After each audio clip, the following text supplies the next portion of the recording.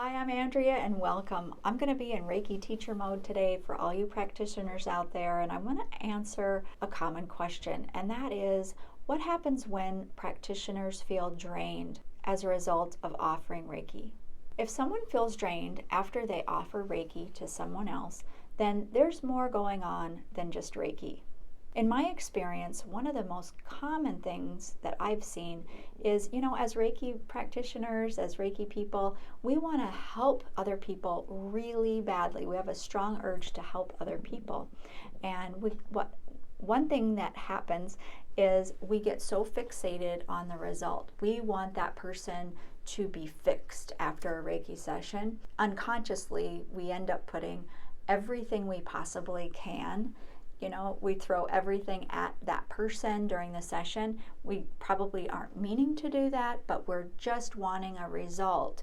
And we get so attached to that result that we're putting ourselves into the Reiki session, not just the Reiki. If this is happening to you, look within and ask yourself some tough questions, because how attached are you to the outcome? Are you okay if the person comes with knee pain and they still have the knee pain after the session?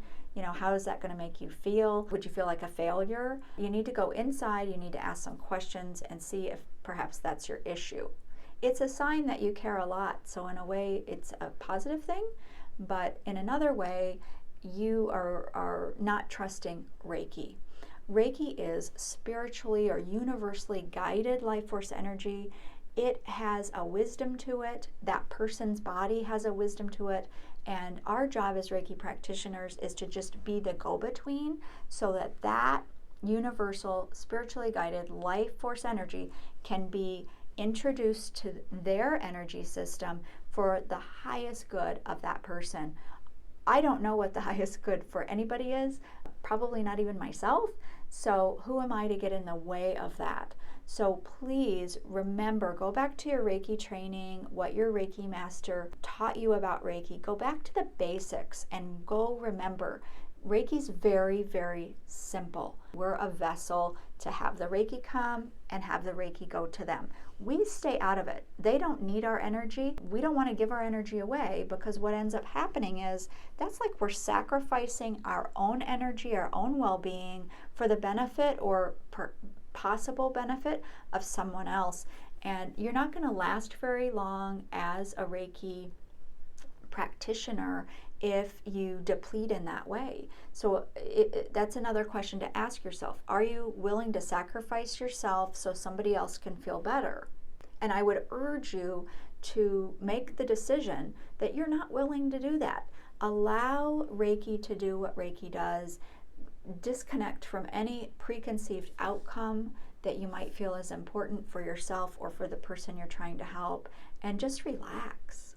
When you sit down to offer Reiki to the other person, set an affirmative declaration while you're beginning the session. And you would say this to yourself, something like, I now set aside all my personal energies so that I may be a clear and present channel for Reiki energy for the highest good of the person with me. And I would always use their name. I think there's a lot of power in someone's name. You can do something like that, make an affirmative statement that resonates with you about setting your personal energies aside and just being a clear Reiki channel for that person's highest good. Something simple like that. Another thing that you can do is use the power symbol. So in Reiki 2, we learn a symbol, and it is very good for sealing energies. With your hand, you can visualize yourself drawing it, or actually move and draw that symbol on each chakra up your body. And you could even do a large one in front of your body with the intention that you're sealing your energies in your field, not allowing your own energy to flow to that person. The bottom line is your intentions are very important when it comes to offering Reiki with another person. So it's important that you have awareness about where you're coming from, what you're doing there, what you're intending to have happen. So I would hope that you'd really pay attention to that. If you have trouble with the boundaries of being a Reiki practitioner and perhaps not sacrificing yourself, if you have any issues that you can't seem to get past, I would suggest that you have healing done for yourself. We all have things come up, and if it's in your way and you're having trouble getting past it, why not Reiki? Of course, self-healing is great. Be open to trading with another Reiki practitioner or going for a session yourself. The truth is, Reiki should never be draining to your energy. Don't forget you receive Reiki as you offer it, so there's just no downside to it. I'd love to hear your comments if you would like to leave them below the video, and you can find more information about me and this channel down below in the description. Thanks so much for watching, and until next time, I wish you highest blessings.